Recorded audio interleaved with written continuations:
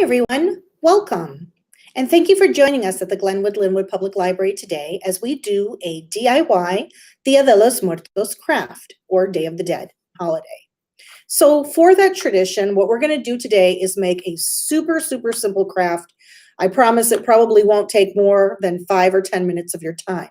So to begin, I'm just going to show you the things that if you've come to the library to pick up your kit, what you should have had in your little brown bag. So you should have had a Dia de los Muertos supply kit. It'll tell you exactly what you need. And also included was a coloring sheet. So if you or a child are doing this and you'd like to do a little bit relaxing coloring, you can color this and cut it out, place it in your house, hang it up. Just another little fun activity for the holiday of Dia de los Muertos. Next, you should have received a little white painted cup, a little LED battery-powered light, a little cup with some sequins and decorations that you can glue.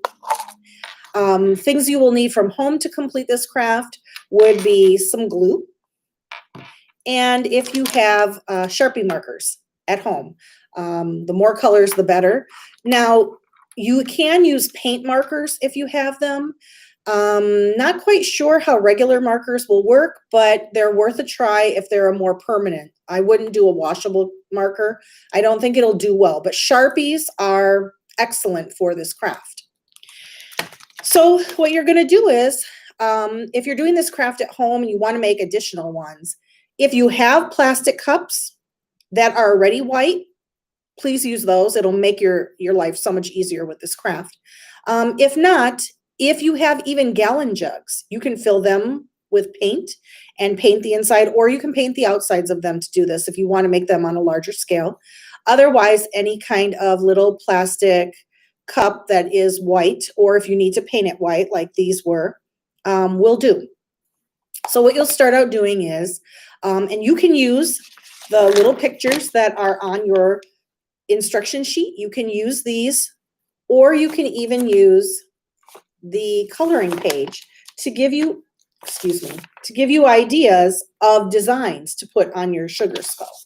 Now, most people have seen them in the store, and if not, if you're near a computer, which you have to be if you're watching this, don't be afraid to Google to look for some pictures of various designs. Some are much more harder to do and more elaborate, but if you're very creative and can draw well, by all means, go for it. So what you'll want to do is you'll start with taking your markers and you'll begin to draw basically a skeleton face.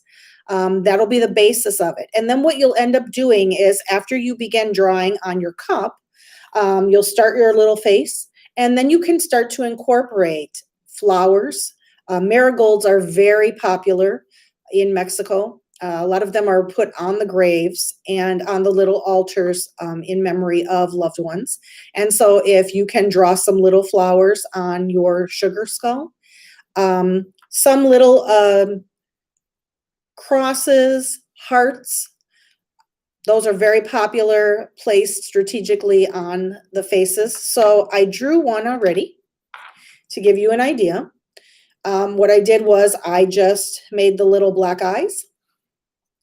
And then I drew a little flower sort of along the bottom, a little bit of squiggles along the sides here to give it a little bit of color, little flowers for the cheeks, a little bit of design around the eyes, a little bit above the mouth, and sort of like little eyebrows along the top.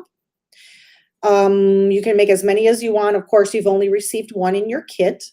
But they're so easy and they take so much of a quick time to do that you and children can do this together really quickly. So if you're a little tired of just doing pumpkins for Halloween, and you want to do something that's a little bit more thoughtful, if you'd like to make one for someone to represent someone that has passed away that was very dear to you, you can even maybe incorporate something on the decoration, whether it's their favorite color, or maybe they liked a little flower and you can draw that on there, or you can incorporate the hearts because showing your love for that person. You can personalize it and tailor it to the person that you're making it for, or you could just make a general one like I did. So next, with the little cup that you got of sequins, those were included so that when you're done drawing your face, you can go on ahead and you can glue some of the sequins on to embellish it. One of the things about sugar skulls and the ones that are made from an actual sugar mold is that they're very elaborate and very decorative. So the more that you can do to dress it up is going to be really, really popular. It's going to look really good. So that's why the sequins were included. So once you start decorating with those, you can glue them on strategically to give a little pizzazz to your sugar skull and make it really pretty. And so now I'll show you one that I completed.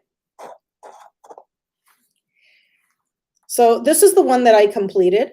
I actually tried to use, if you guys haven't noticed, my scarf has sugar skulls. And so I kind of looked at the picture that was on my scarf and tried to recreate a version of it for my sugar skull.